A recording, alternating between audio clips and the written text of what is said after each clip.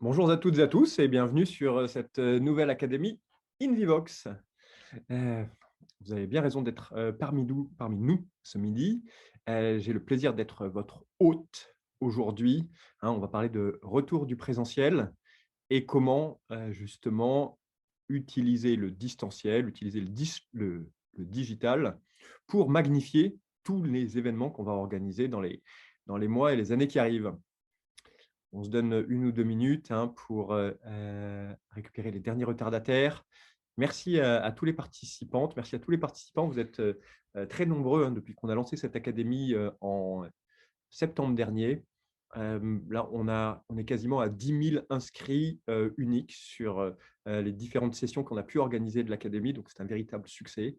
On est extrêmement content de continuer à partager. On a le plaisir la semaine prochaine d'accueillir Céline Rioux, qui est la directrice au sein de la BPI du Hub Santé. Et Céline va nous parler de la manière dont elle accompagne les startups vers justement le changement d'échelle, pour passer d'une étape à l'autre, pour grandir, comment elle facilite les échanges avec des grands groupes, comment elle facilite des mises en relation. Chez Invivox, on a eu la chance de passer par le hub de la BPI et ça nous a fait gagner quelques années. On a fait de très, très belles rencontres et on a été très, très bien accompagnés. Donc, on recevra Céline la semaine prochaine à ce sujet. Et la semaine suivante, on reçoit Enguerrand Abran, qui est le directeur de la fondation de la Fédération hospitalière française. Et Enguerrand viendra nous parler de la manière dont on peut mieux envisager les collaborations entre les startups et de manière générale aussi les autres sociétés et l'hôpital public. Donc voilà, ce sera jeudi 24 juin à midi dans 2 semaines. Alors aujourd'hui, je vous le rappelle, on est là pour parler, on est là pour causer de présentiel. Merci à toutes et à tous de votre fidélité à cette académie. On est ensemble pour une vingtaine de minutes, vous connaissez le principe. Au bout de 20, vous pouvez poser toutes les questions que vous voulez en utilisant l'icône qui s'appelle Q&R. Et puis à l'issue des 20 minutes, je piocherai des questions et j'y répondrai en direct. Donc voilà, je vous propose de démarrer cette session. Il est midi 3, on essaye de démarrer à l'heure, on essaie de terminer à l'heure. Merci à vous tous et c'est parti pour parler du retour du présentiel. C'est le titre, le présentiel est de retour. Comment lui donner de la visibilité grâce justement à tout ce qu'on a pu apprendre au cours de cette crise et à l'avènement du digital dans le monde de la santé. Alors, je n'ai pas résisté. J'ai pris cette photo-là qui a été prise mardi soir. Il y avait un match de foot entre l'équipe de France et l'équipe de Bulgarie. Ça se passait au Stade de France. Et donc, vous avez cette photo du buteur qui vient saluer le public en liesse. Donc, ça, c'est une partie de la réalité. Et l'envers du décor, c'est ça.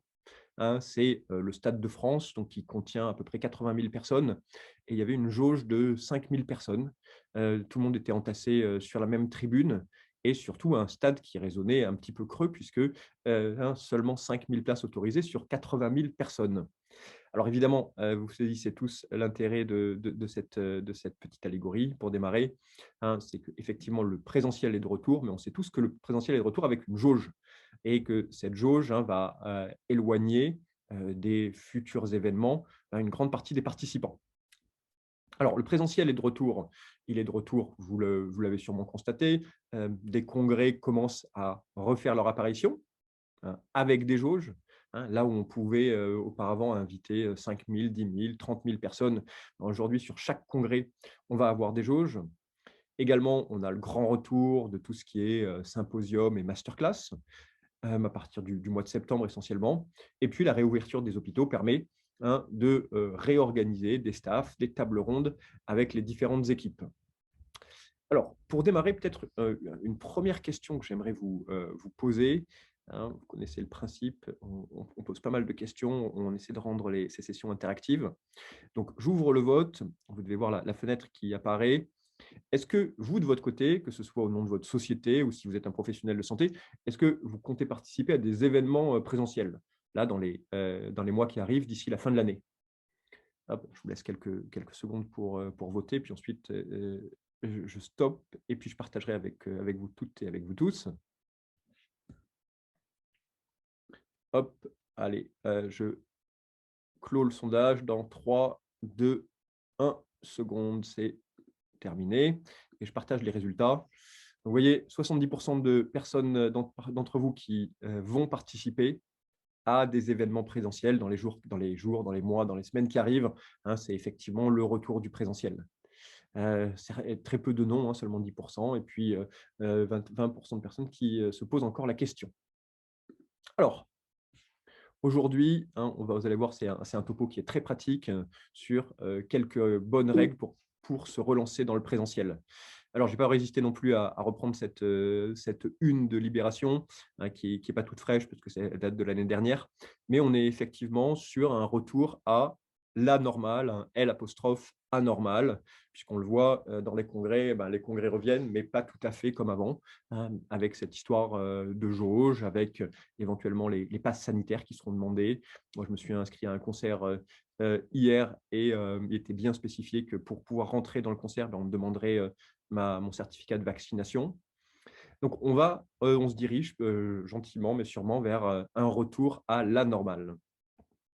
Alors les questions, j'imagine qu'on se pose tous, en tout cas nous on se les pose ou en tout cas nos clients se les posent chez Indivox.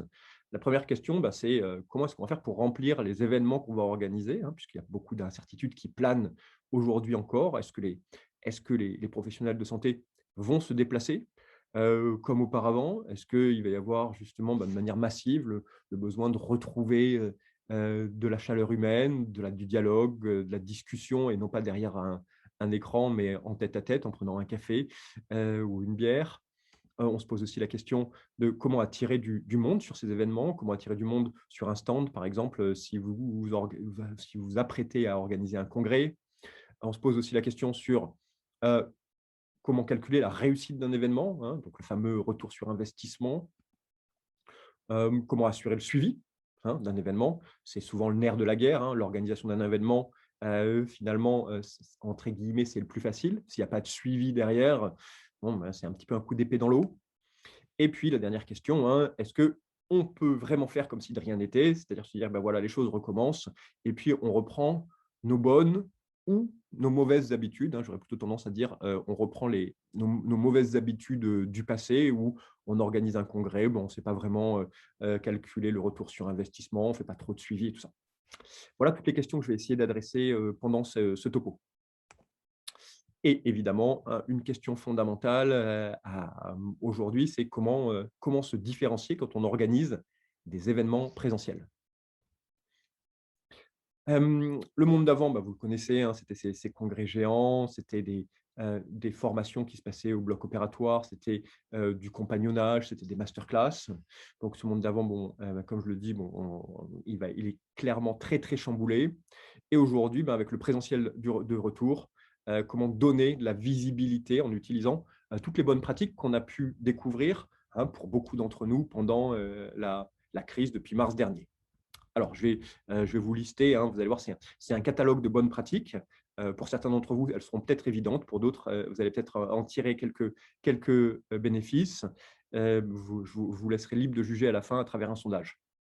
Alors, la première, alors, j'ai décomposé les bonnes pratiques en 3 étapes: avant un événement, pendant l'événement et en post-événementiel. Alors, la première des choses, hein, alors c'est évident, j'enfonce des portes, ouvertes, mais j'assume. Un événement quel qu'il soit, que ce soit un symposium, une table ronde, un congrès, ça s'anticipe. Ça s'anticipe plusieurs semaines, voire plusieurs mois à l'avance et l'idéal, pour anticiper, ben, c'est de réfléchir en termes digitaux, hein, de commencer à lancer des campagnes digitales pour petit à petit faire connaître l'événement, faire des vidéos de teasing, annoncer des speakers, annoncer un symposium satellite qui va avoir lieu pendant un congrès. Il faut se poser la question et ça se prépare au minimum, hein. Moi, j'ai tendance à dire, à penser 2 mois à l'avance. 2 mois à l'avance minimum. Donc, première règle d'or, hein, anticiper, anticiper, anticiper. La deuxième règle, c'est la règle des 10%. Des 10% du budget total d'un événement qui doivent à minima être consacrés aux dépenses digitales, aux dépenses justement pour faire connaître l'événement. Hein. Quand vous organisez un congrès pour beaucoup de sociétés, pour beaucoup de fabricants, de laboratoires, hein, vous connaissez les chiffres, ça peut aller facilement de 10 000 à plusieurs dizaines de milliers, voire centaines de milliers d'euros sur un événement. Hein, le coût d'un stand, le coût de faire venir une dizaine de personnes sur un stand, les intervenants qu'on fait venir et tout ça. Un congrès, c'est extrêmement cher. Un symposium aussi, c'est beaucoup de ressources dépensées.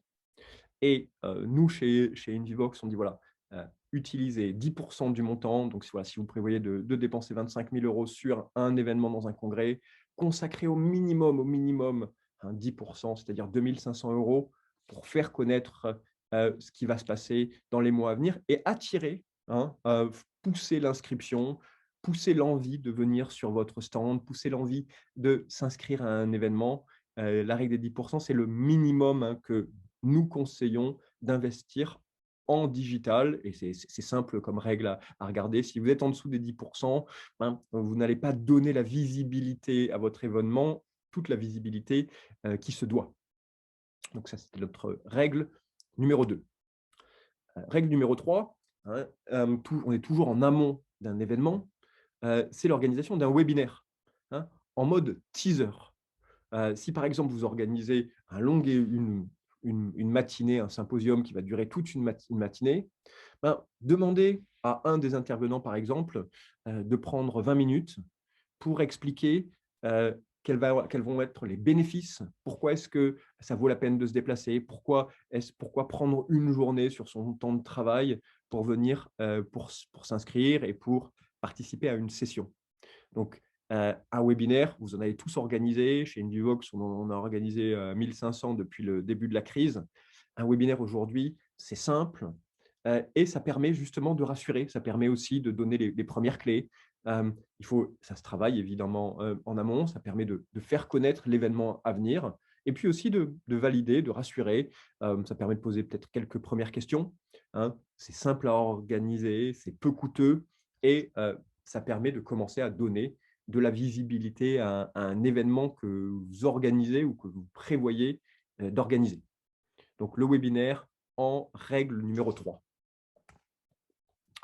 Je passe aux activités digitales que nous conseillons, hein, pendant un événement. Alors, la première, c'est pas dans l'ordre, hein, il n'y a pas de priorité, c'est l'utilisation d'une borne tactile. Je ne sais pas si certains d'entre vous ont déjà fait l'expérience d'installer une borne tactile sur un stand pendant un congrès. L'intérêt d'une borne tactile, c'est qu'elle va attirer beaucoup de monde. Elle va permettre aussi, hein, si vous avez développé des outils, des modules de e-learning, si vous avez un programme de formation qui est clair, comme par exemple listé sur Invivox, ben vous allez pouvoir, hein, faire découvrir à travers une borne tactile tout ce programme. Vous allez pouvoir faire, si vous avez du serious gaming, vous allez pouvoir inviter les personnes qui passent sur le stand à venir faire le serious game, à venir réaliser un cas clinique interactif. Et tout ça, en fait, ça va attirer, hein, vous connaissez le principe sur les congrès, dès qu'il y a un mini attroupement de 2-3 personnes, ben, ça va attirer encore plus de monde. Ça permet aussi de récupérer des leads, hein, puisque l'idée, c'est de demander des informations minimum quand quelqu'un s'enregistre, ou bien de pouvoir scanner le badge de la personne, hein, comme ça se fait beaucoup sur les congrès. Mais une borne tactile, c'est aussi une manière d'apprendre en s'amusant. Et je vous ai mis, pour tous, là, je vous ai mis un espèce de pendu, hein, un mot qui commence par E et qui se termine par T. Alors, je vous invite, si vous voulez, en utilisant le mode converser, si vous savez ce que c'est que le mot que j'ai caché derrière ce pendu, hein, c'est un mot qui signifie apprendre en s'amusant. Et c'est un concept américain, c'est un acronyme comme les Américains l'aiment bien. Donc, si vous voulez participer ou si vous voulez me donner des lettres, vous pouvez, à travers l'icône converser, hop, je l'ai fait apparaître, bon, pour ceux qui l'ont raté. Bon, mon petit effet est raté, mais ce n'est pas grave. Ce mot-là, hein, vous le connaissez, c'est l'edutainment. L'edutainment, qui est la contraction, qui est un acronyme barbare de deux mots, education et entertainment. Et on le sait, hein, c'est la meilleure manière d'apprendre, c'est-à-dire de découvrir quelque chose en s'amusant. Chez Invivox, au sein de notre manufacture de contenu, on développe de plus en plus, hein, du contenu qui permet aux médecins de découvrir véritablement en s'amusant. On a lancé une série qui ressemble au questionnaire des champions ou d'autres choses comme ça, qui permet de découvrir en s'amusant. Voilà, donc le mot edutainment. Une borne tactile, c'est éprouvé, ça fonctionne très très bien et le coût n'est pas gigantesque.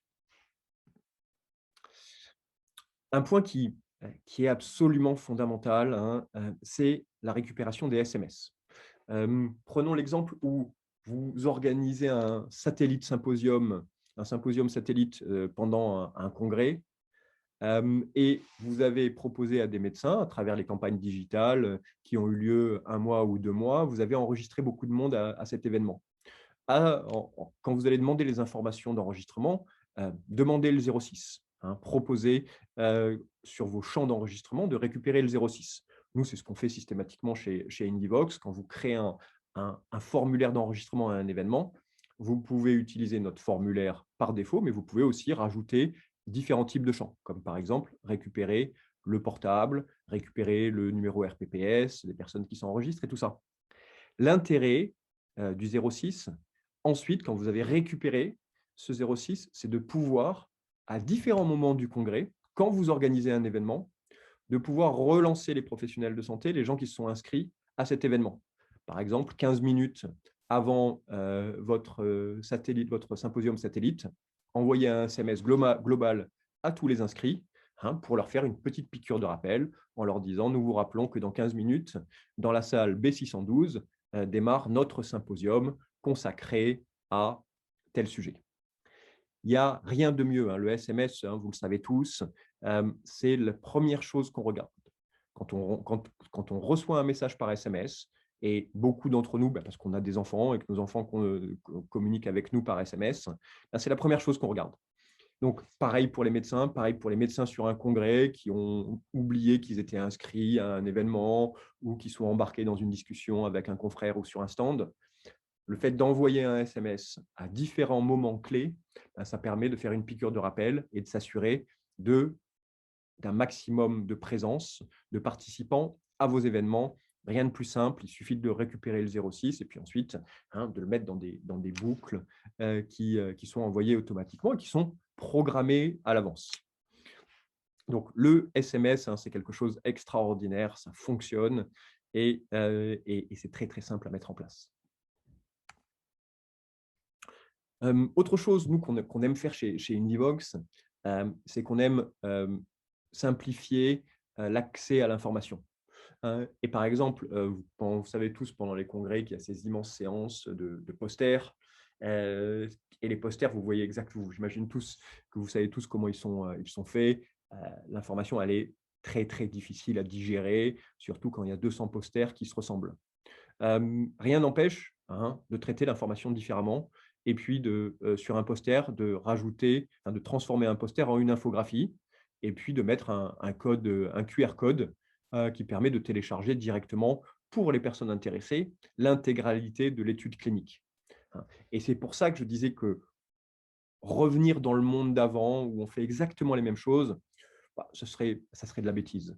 Et donc, réfléchir aujourd'hui différemment, se dire que l'information peut être proposée de manière différente, ça nous permet de nous différencier, ça vous permet de vous différencier. Quand il y a 200 posters dans une salle et qu'il y a une infographie qui est bien faite, on comprend mieux les choses, on ingère mieux l'information et puis on peut récupérer, si on le veut, pour aller dans le détail d'une étude clinique, on peut récupérer les 25 pages de l'étude clinique et tous les graphiques, si on le veut aussi. Donc, c'est quelque chose qui se fait en amont et dans l'anticipation. Je reviens sur le côté anticipation. Avant un congrès, transformer une information qui est brute, qui n'est pas simple à digérer, en quelque chose de beaucoup plus visuel et beaucoup plus impactant. Donc ça, c'était la règle numéro 6. La règle numéro 7, évidemment, c'est la retransmission live. Je vous disais que tous ces congrès qui vont avoir lieu ont une jauge, même quand on organise un symposium ou même quand on organise un staff. On sait qu'aujourd'hui, énormément de monde s'est mis à travailler, est en télétravail, tout le monde est habitué à recevoir de l'information ou à participer à des événements via Zoom, Teams, j'en passe et des meilleurs. Donc, la retransmission, C'est extrêmement simple à mettre en place, hein. Aujourd'hui, et tout le monde y est habitué. Donc, c'est le concept hein, que vous connaissez tous du hybride, permettre à des personnes qui n'ont pas le temps, qui ne sont pas forcément à l'aise de se déplacer, qui n'ont pas encore été vaccinées, qui n'ont pas leur passe sanitaire, ben, de participer à un événement depuis leur hôpital, depuis leur lieu de travail, hein. Donc, ça paraît évident, mais il faut que ça devienne systématique, la retransmission d'un événement présentiel en live. Un petit truc, hein, vous le connaissez sûrement, mais c'est le retour du QR code. Il avait disparu, avant la crise. Il est revenu en force.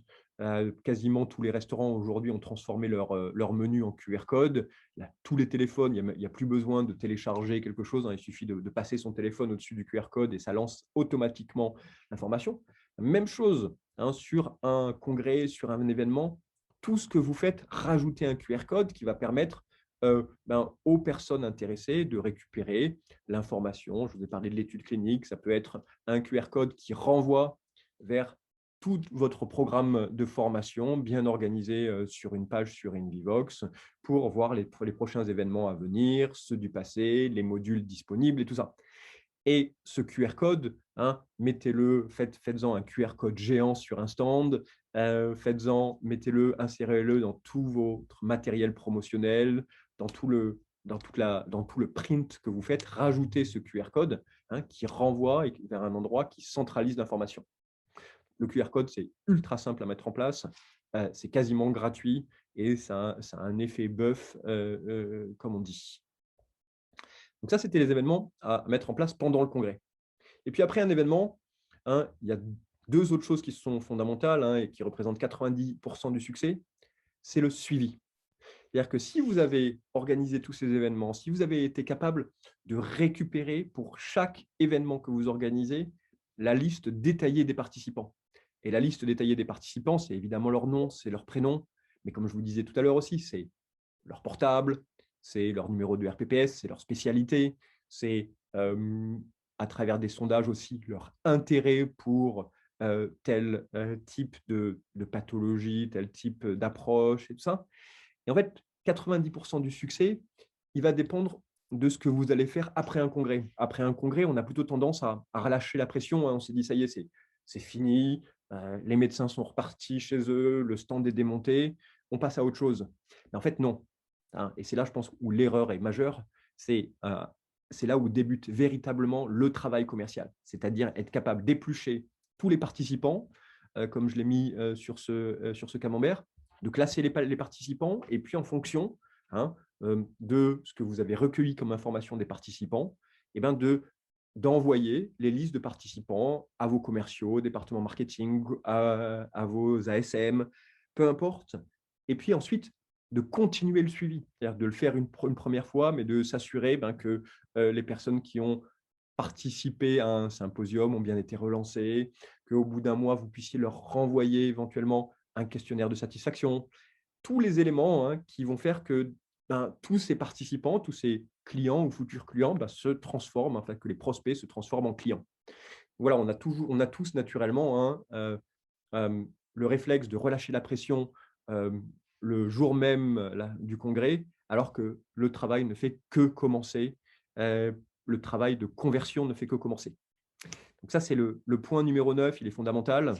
Et le dernier point, hein, c'est le calcul du ROI, le retour sur investissement, return on investment.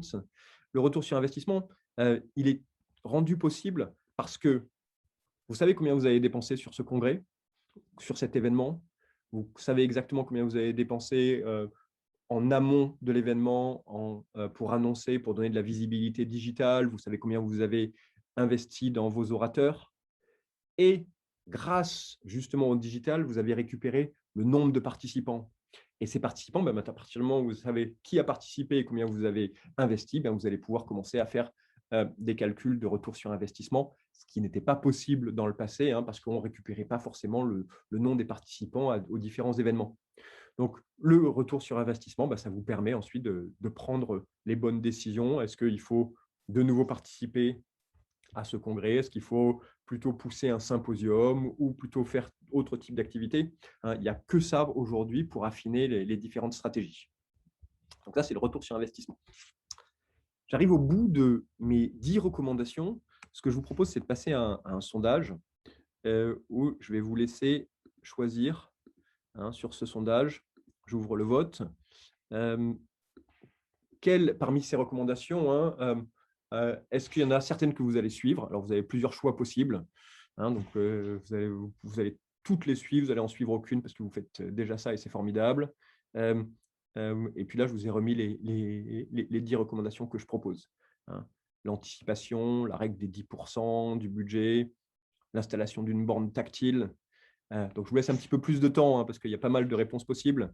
Donc, je vous laisse un petit peu plus de temps pour voter, pour choisir ce qui vous intéresse le plus.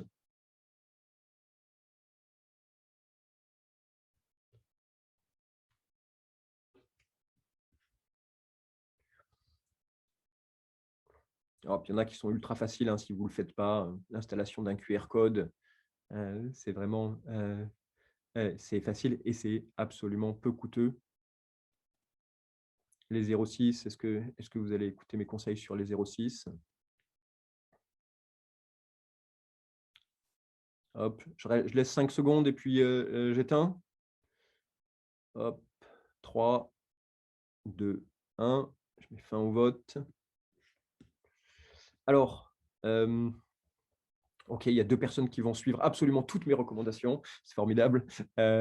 Sinon, pour le reste, ben voilà, c'est très, très disparate. Celle qui est la plus suivie, hein, c'est les 10 du budget consacré au digital. C'était ma première règle, vous avez raison. Je pense que c'est un minimum, hein, je le dis. Hem, Plein d'événements, il y a plein de choses qu'on peut faire au niveau digital et c'est ce qui va conditionner, hein, l'intérêt que vous allez créer sur un événement. Voilà. Merci infiniment. Ah pardon, j'avais pas partagé les résultats. Voilà, je les partage, merci. Merci infiniment à vous tous. Et j'en arrive à ma conclusion. Quels sont les 3 bénéfices, hein? Donc, nous, sur cette académie Invivox, on parle aussi, de l'intérêt d'Invivox. Alors la première chose, hein, c'est le continuum de formation. Hein, et là, j'ai pris l'exemple où vous organisez une conférence locale à Lyon, par exemple. Moi, mes conseils, c'est avant une conférence locale, ben, c'est de faire un événement online. Je vous l'ai dit, hein, tout à l'heure, ben, de lancer un webinaire en teaser, 20 minutes de teaser, 20 à 30 minutes de teaser, un mois avant l'événement, pour expliquer aux médecins, ben, voilà, quelles sont les bonnes raisons de vous déplacer, pourquoi participer à cette conférence locale. Et d'ailleurs, si vous ne pouvez pas vous déplacer, ce n'est pas grave, il y aura une retransmission en live qui sera effectuée. À partir de là, vous voyez, quand les personnes ont participé à la conférence, ben, vous pouvez les renvoyer vers un cas clinique interactif, hein, pour dire, ben voilà, la conférence vous a présenté un cas clinique, vous pouvez maintenant aller le faire en ligne et découvrir autre chose. Ça peut être une série de cas cliniques interactifs, ça peut être la découverte de cas complexes de manière interactive. Et puis ensuite, de dire, ben voilà, pour les personnes qui veulent véritablement en savoir plus, on a des experts qui sont disponibles et qui peuvent vous recevoir au bloc opératoire. Et nous, chez Nivox, en fait, c'est tout ce qu'on propose. C'est-à-dire, à travers l'outil qu'on a développé, c'est la possibilité d'organiser tout type d'événements. Et là, tous les événements que je viens de vous décrire, un masterclass avec les inscriptions. Le masterclass peut être gratuit, peut être payant. On gère les paiements, évidemment. Vous pouvez aussi organiser sur Invivox un webinaire, une classe virtuelle. Les cas cliniques, ils peuvent être créés par notre manufacture de contenu et nos ingénieurs pédagogiques. Et puis ensuite, par exemple, l'organisation de formation en mode compagnonnage, hein, d'aller passer une journée, 2 journées au bloc opératoire d'un médecin, c'est aussi possible. Donc voilà, en fait, sur Invivox, on a véritablement voulu créer ce continuum de formation qui va vous permettre de contenter les médecins en fonction de leurs besoins. Le deuxième élément, hein, ça a été un topo que j'ai fait il y a quelques temps de ça, c'est le côté track or die. Hein, sur Invivox, je vous dis, à chaque fois que vous organisez un événement, vous récupérez les données, hein, en mode 100% RGPD compliant. Vous récupérez les données de tous les inscrits. C'est vous qui choisissez le type de données que vous souhaitez récupérer. Ça peut être des données simples, ça peut être des données beaucoup plus détaillées. Et ces données, elles sont à tout moment exportables, hein, vers votre CRM. Comme vous pouvez le voir ici à droite. On a même des connecteurs qui fonctionnent avec des CRM comme Salesforce, où les gens qui s'inscrivent chez nous s'inscrivent en même temps sur votre page Salesforce. Comme ça, vous ne perdez rien.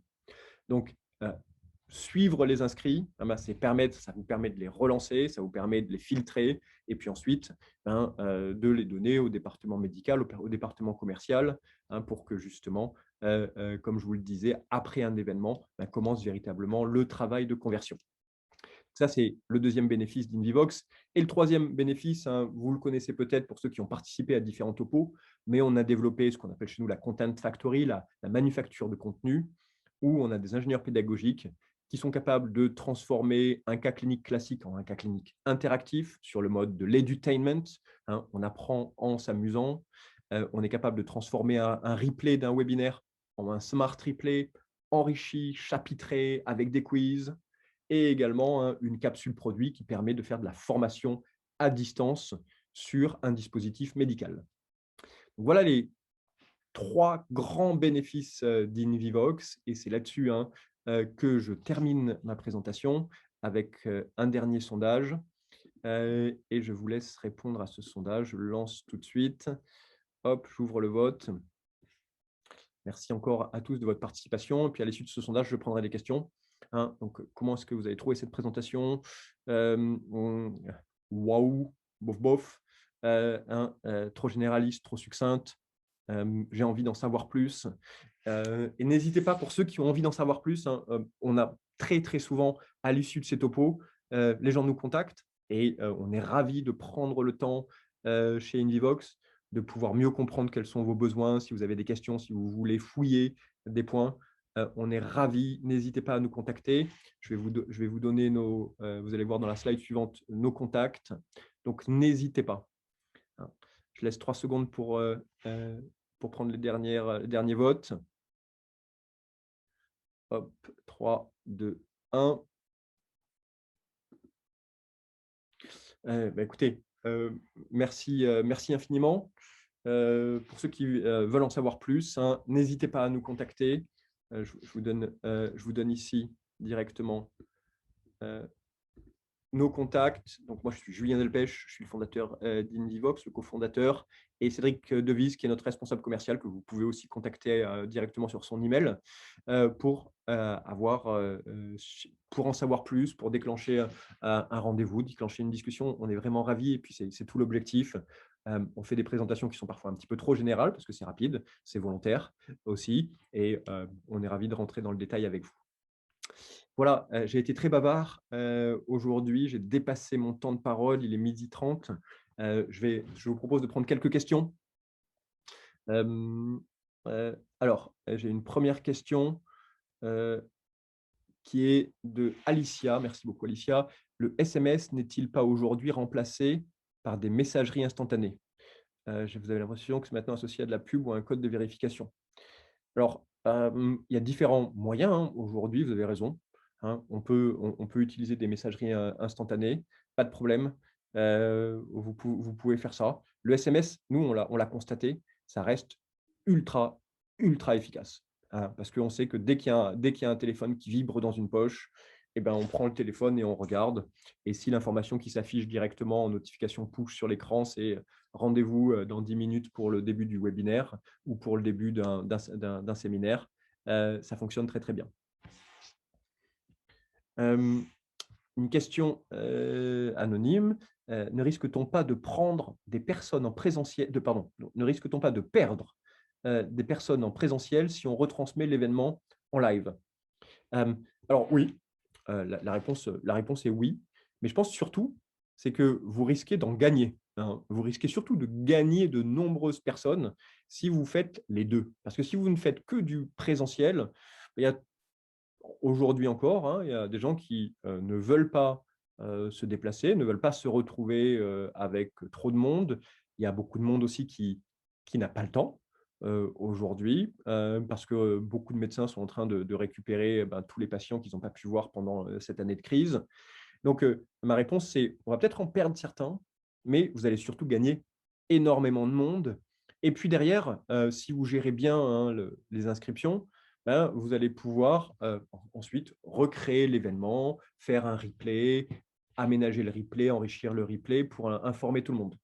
Donc, très bonne question, merci beaucoup. Donc, oui, oui, vous allez surtout gagner du monde en faisant cela.